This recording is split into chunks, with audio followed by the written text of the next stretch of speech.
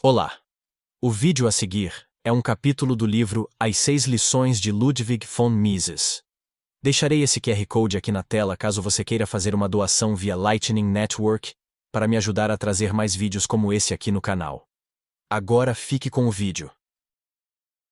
No século das luzes, nos anos em que os norte-americanos instituíram sua independência, e alguns anos mais tarde, quando as colônias espanholas e portuguesas se transformaram em nações independentes, predominava na civilização ocidental um espírito de otimismo. Nessa época, todos os filósofos e estadistas estavam plenamente convencidos de que vivíamos o alvorecer de uma nova era de prosperidade, progresso e liberdade. Alimentava-se naqueles dias a esperança de que as novas instituições políticas, os governos representativos constitucionais estabelecidos nas nações livres da Europa e da América, atuariam de forma muito benéfica e que a liberdade econômica promoveria a permanente melhoria das condições materiais da humanidade. Sabemos perfeitamente que algumas dessas expectativas eram demasiado otimistas. Não há dúvida de que experimentamos, nos séculos XIX e XX, um progresso sem precedentes das condições econômicas, progresso este que tornou possível a uma população muito maior viver num padrão de vida muito superior ao de épocas anteriores. Mas sabemos também que muitas das esperanças dos filósofos do século XVIII foram atrozmente estilhaçadas. Esperanças de que não haveria mais guerras e de que as revoluções se tornariam desnecessárias. Essas esperanças não se concretizaram. Durante o século XIX, houve um período em que as guerras diminuíram, tanto em número quanto em gravidade.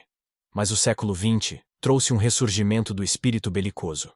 E temos boas razões para dizer que talvez ainda não tenhamos chegado ao fim das provações que a humanidade deverá atravessar. O sistema constitucional introduzido em fins do século XVIII e início do XIX frustrou a humanidade. A maioria das pessoas, e dos autores, que tratou desse problema, parece pensar que não houve relação entre os aspectos político e econômico do problema. Tende-se, por conseguinte, a considerar o fenômeno da deterioração do parlamentarismo, governo exercido pelos representantes do povo, como se fosse um fenômeno desvinculado da situação econômica e das concepções econômicas que determinam as atividades das pessoas. Essa independência, no entanto, não existe. O homem não é um ser que tenha, por um lado, uma dimensão econômica e, por outro, uma dimensão política, dissociadas uma da outra. Na verdade, aquilo a que comumente se dá o nome de deterioração da liberdade, do governo constitucional e das instituições representativas, nada mais é que a consequência da mudança radical das ideias políticas e econômicas. Os eventos políticos são a consequência inevitável da mudança das políticas econômicas. As ideias que nortearam os estadistas, filósofos e juristas que no século XVIII e princípio do século XIX elaboraram os fundamentos do novo sistema político, partiam do pressuposto de que, numa nação, todos os cidadãos honestos têm uma mesma meta final. Essa meta final na qual todos os homens decentes se deveriam empenhar é o bem-estar de toda a nação, assim como o das demais nações. Aqueles líderes morais e políticos estavam, portanto, firmemente convencidos de que uma nação livre não está interessada em conquista. Julgavam a luta partidária algo simplesmente natural, uma vez que lhes parecia totalmente normal a existência de diferenças de opinião no tocante à melhor maneira de se conduzirem os negócios do Estado. As pessoas que tinham ideias semelhantes acerca de um problema cooperavam, e a essa cooperação dava-se o nome de partido. Por outro lado, a estrutura partidária não era permanente. Não se baseava na posição ocupada pelos indivíduos no conjunto da estrutura social, e podia sofrer alterações, caso as pessoas se dessem conta de que sua posição original fundamentara-se em pressupostos errôneos, ou em ideias equivocadas. Desse ponto de vista, muitos consideravam as discussões desenroladas nas campanhas eleitorais e, posteriormente, nas assembleias legislativas, um importante fator político. Não concebiam os discursos dos membros de um congresso como meros pronunciamentos que anunciavam ao mundo as aspirações de um partido político. Viam-nos como tentativas de convencer os grupos adversários de que as ideias apresentadas pelo orador eram mais corretas, mais propícias ao bem comum que outras ideias antes apresentadas. Discursos políticos, editoriais em jornais, folhetos e livros eram escritos no intuito de persuadir. Não havia por que acreditar ser impossível para alguém convencer a maioria da absoluta correção das próprias ideias, desde que estas fossem bem fundamentadas. Foi nessa perspectiva que as normas constitucionais foram formuladas nos órgãos legislativos do princípio do século XIX. No entanto, partia-se do pressuposto de que o governo não iria interferir nas condições econômicas do mercado. Era preciso também que todos os cidadãos tivessem um único objetivo político: o bem-estar de todo o país e de toda a nação.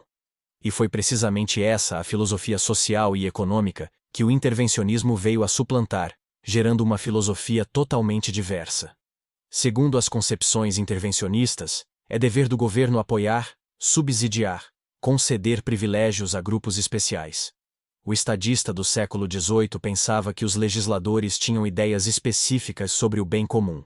Hoje, entretanto, constatamos na realidade da vida política, praticamente na de todos os países do mundo onde não vigora simplesmente uma ditadura comunista, uma situação em que já não existem partidos políticos autênticos, no velho sentido clássico, mas tão somente grupos de pressão.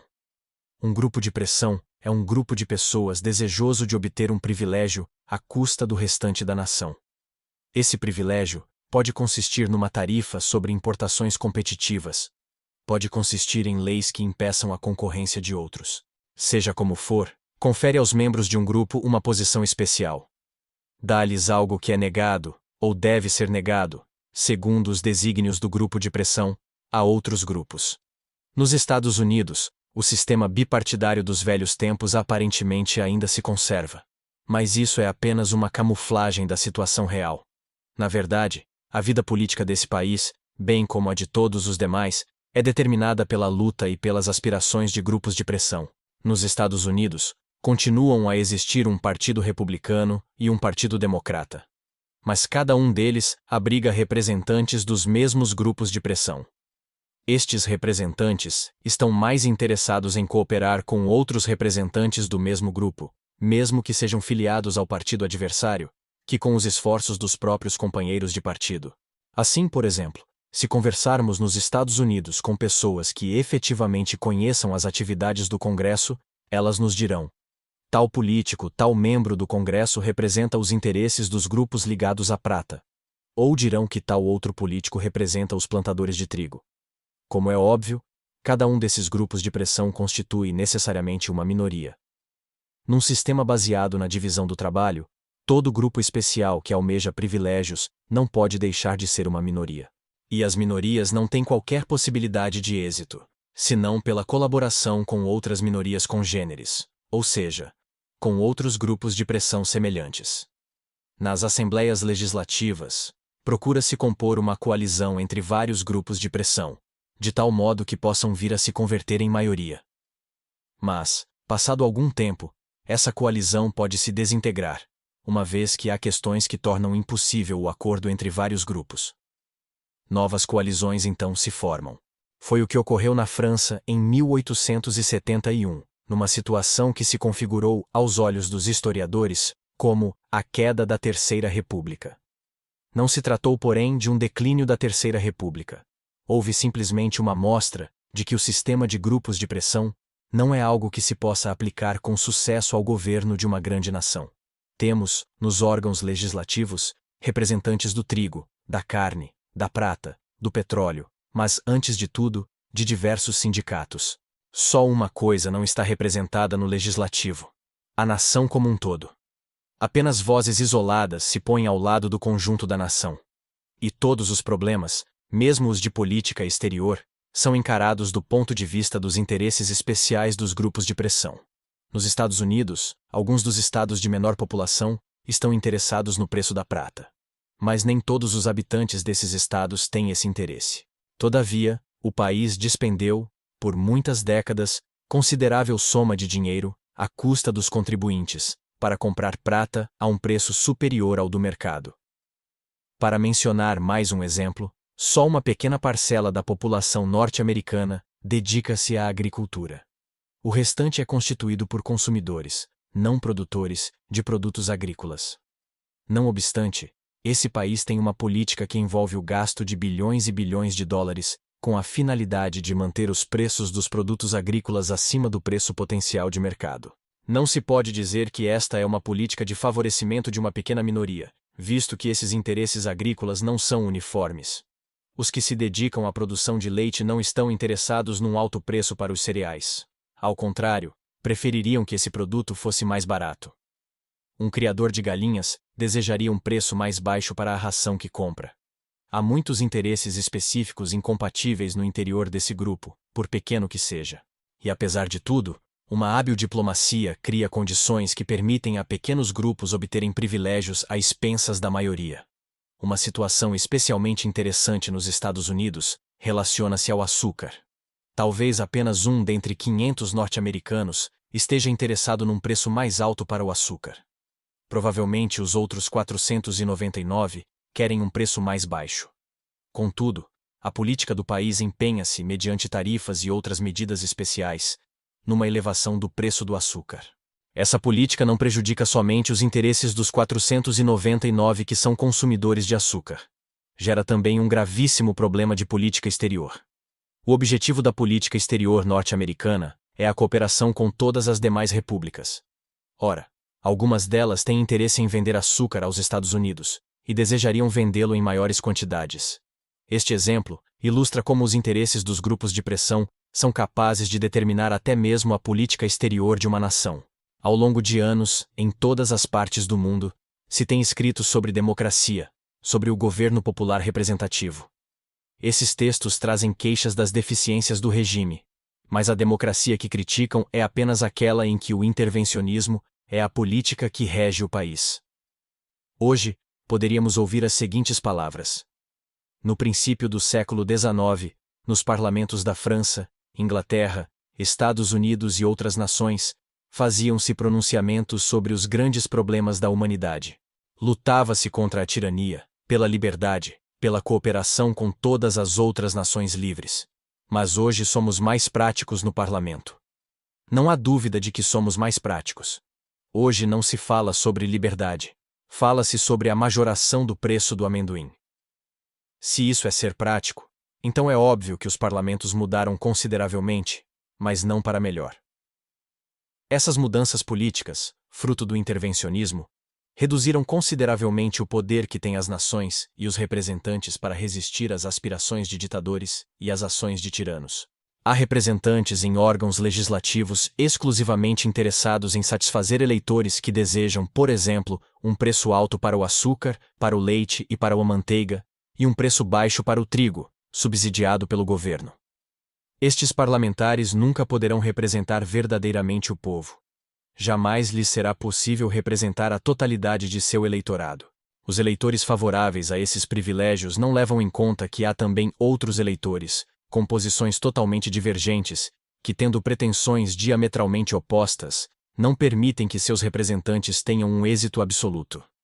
Acresce que este sistema, além de, por um lado, trazer um constante aumento dos gastos públicos, dificulta, por outro, o estabelecimento de impostos.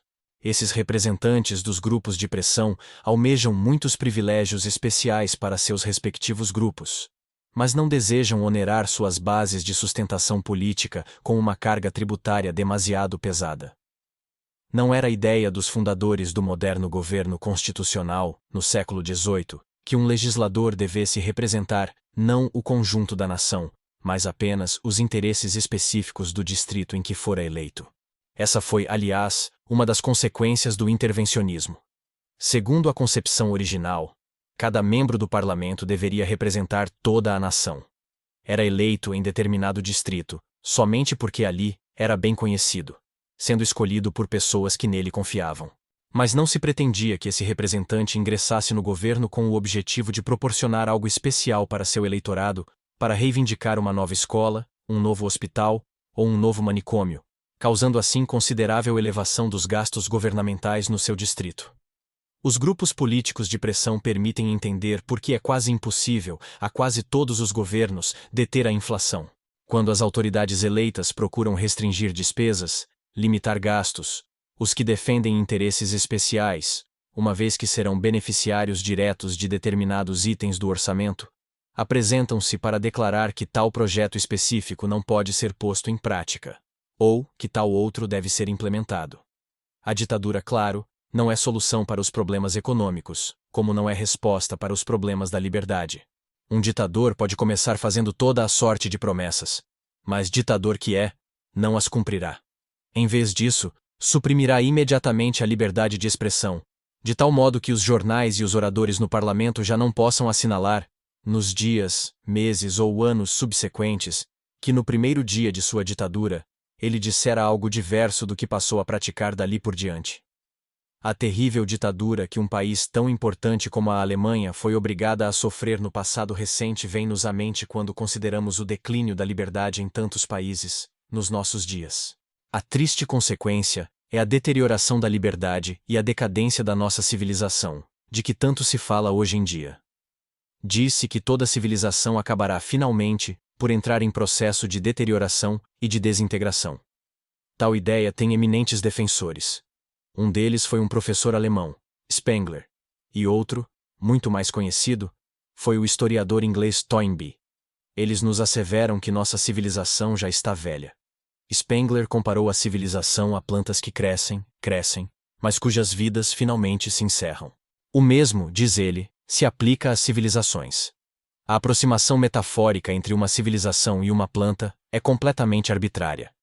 Antes de mais nada, é muito difícil distinguir no próprio âmbito da história da humanidade civilizações diferentes, independentes. As civilizações não são independentes, são interdependentes, exercendo umas sobre as outras constante influência. Não se pode, portanto, falar de declínio de uma civilização do mesmo modo como se fala da morte de determinada planta. Mas, mesmo refutando-se as doutrinas de Spengler e Toynbee, resta ainda uma comparação muito usual.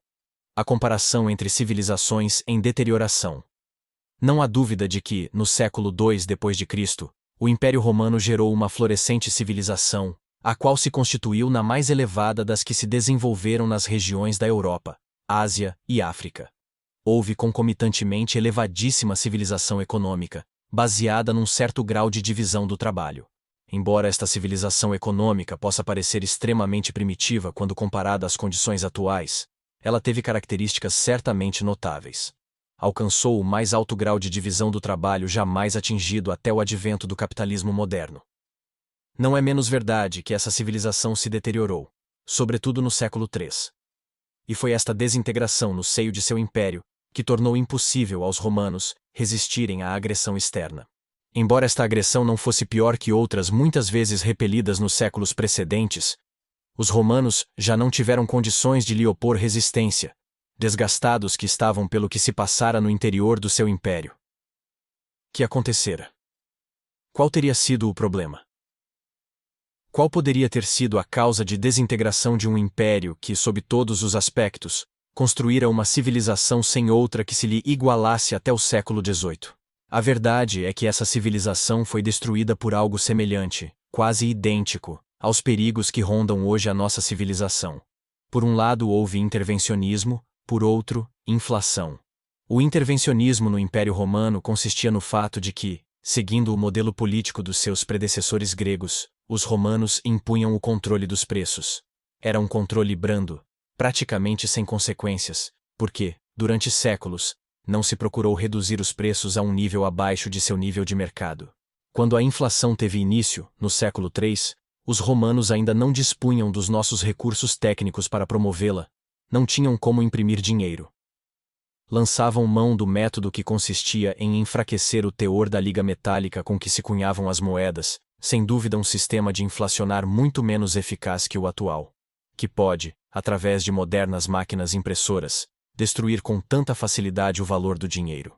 Mas seu antigo método era eficiente o bastante para surtir o mesmo efeito, ou seja, para exercer o controle de preços.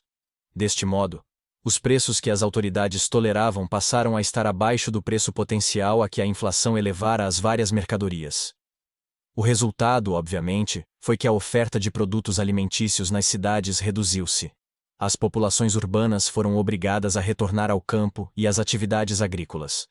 Os romanos nunca se deram conta do que estava ocorrendo. Não compreenderam. Não tinham desenvolvido instrumentos mentais que lhes permitissem interpretar os problemas da divisão do trabalho e as consequências da inflação no mercado de preços. Tinham, no entanto, clareza suficiente para reconhecer o quanto era nefasta aquela inflação e deterioração da moeda corrente. Os imperadores, então, baixaram leis que proibiam o deslocamento dos habitantes da cidade para o campo, mas tais leis não tiveram efeito. Aliás, não havia lei capaz de impedir que as pessoas que passavam fome, pois nada tinham para comer, abandonassem a cidade e retornassem à agricultura. O habitante da cidade já não podia trabalhar nas indústrias urbanas de processamento como artesão. Os prejuízos dos mercados nas cidades eram tais que já se tornara impossível comprar qualquer mercadoria. Assim, do século III em diante, as cidades do Império Romano entraram em decadência, e a divisão do trabalho tornou-se muito mais precária que a de antes. Finalmente, o sistema medieval da casa de família autossuficiente, a vila, como foi chamada em leis posteriores, emergiu. Portanto, se compararmos nossas condições com as do Império Romano, teremos razões para dizer: iremos pelo mesmo caminho. Há muitos fatos semelhantes, mas há também enormes diferenças, que não estão relacionadas com a estrutura política dominante na segunda metade do século III. Nesse período, havia o assassinato de um imperador a cada 3 anos em média. O assassino, ou o responsável pela morte, tornava-se seu sucessor. Cerca de 3 anos depois, a história se repetia. Diocleciano, quando tornou-se imperador, no ano 284 d.C., tentou por algum tempo, sem sucesso, resistir à deterioração do império. As diferenças entre as condições atuais e as de Roma do século III são enormes, porque as medidas que causaram a desintegração do Império Romano não foram premeditadas. Não eram, eu diria, medidas assumidas em consequência de doutrinas condenáveis, mas bem formalizadas. As ideias intervencionistas, as ideias socialistas, as ideias inflacionistas de nossos dias foram engendradas e formalizadas por escritores e professores, e são ensinadas nas universidades. Poder-se-ia então observar: a situação atual é muito pior. Eu respondo: não, não é pior. É melhor, na minha opinião, porque ideias podem ser derrotadas por outras ideias. Ninguém duvidava, na época dos imperadores romanos, de que a determinação de preços máximos era uma boa política, e de que assistia ao governo o direito de adotá-la. Ninguém discutia isso. Mas agora, quando temos escolas, professores e livros prescrevendo tais e tais caminhos, sabemos muito bem que se trata de um problema a discutir. Todas essas ideias nefastas que hoje nos afligem, que tornaram nossas políticas tão nocivas, foram elaboradas por técnicos do meio acadêmico. Um famoso autor espanhol falou a respeito da revolta das massas. Devemos ser muito cuidadosos no uso desse termo, porque essa revolta não foi feita pelas massas. Foi feita pelos intelectuais, que, não sendo homens do povo, elaboraram doutrinas. Segundo a doutrina marxista, só os proletários têm boas ideias, e a mente proletária, sozinha, engendrou o socialismo. Todos esses autores socialistas, sem exceção, eram burgueses, no sentido em que eles próprios, socialistas, usam o termo. Karl Marx não teve origem proletária. Era filho de um advogado. Não precisou trabalhar para chegar à universidade. Fez seus estudos superiores do mesmo modo como o fazem hoje os filhos das famílias abastadas. Mais tarde, e pelo resto de sua vida, foi sustentado pelo amigo Friedrich Engels, que, sendo um industrial, era do pior tipo burguês, segundo as ideias socialistas. Na linguagem do marxismo, era um explorador. Tudo o que ocorre na sociedade de nossos dias é fruto de ideias, sejam elas boas, sejam elas más. Faz-se necessário combater as más ideias. Devemos lutar contra tudo o que não é bom na vida pública. Devemos substituir as ideias errôneas por outras melhores. Devemos refutar as doutrinas que promovem a violência sindical. É nosso dever lutar contra o confisco da propriedade, o controle de preços, a inflação e contra tantos outros males que nos assolam. Ideias, e somente ideias, podem iluminar a escuridão. As boas ideias devem ser levadas às pessoas de tal modo que elas se convençam de que essas ideias são as corretas, e saibam quais são as errôneas. No glorioso período do século XIX, as notáveis realizações do capitalismo foram fruto das ideias dos economistas clássicos, de Adam Smith e David Ricardo, de Bastiat e outros. Precisamos apenas substituir más ideias por ideias melhores. A geração vindoura conseguirá fazer isso. Não apenas espero que assim seja. Tenho mesmo muita confiança neste futuro. Nossa civilização não está condenada, malgrado o que dizem Spengler e Toynbee. Nossa civilização sobreviverá, e deve sobreviver. E sobreviverá respaldada em ideias melhores que aquelas que hoje governam a maior parte do mundo. Ideias que serão engendradas pela nova geração. Já considero um ótimo sinal o simples fato de eu hoje estar aqui, nesta grande cidade que é Buenos Aires, a convite deste centro, falando sobre a livre economia.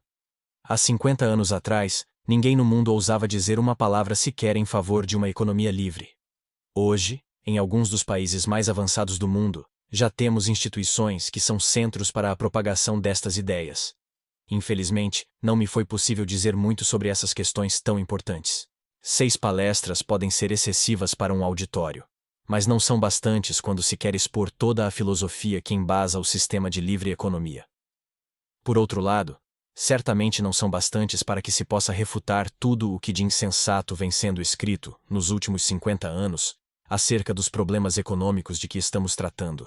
Estou muito agradecido a este centro pela oportunidade de me dirigir a tão distinta plateia, e espero que, dentro de alguns anos, o número dos defensores das ideias em prol da liberdade tenha crescido consideravelmente, neste e em outros países.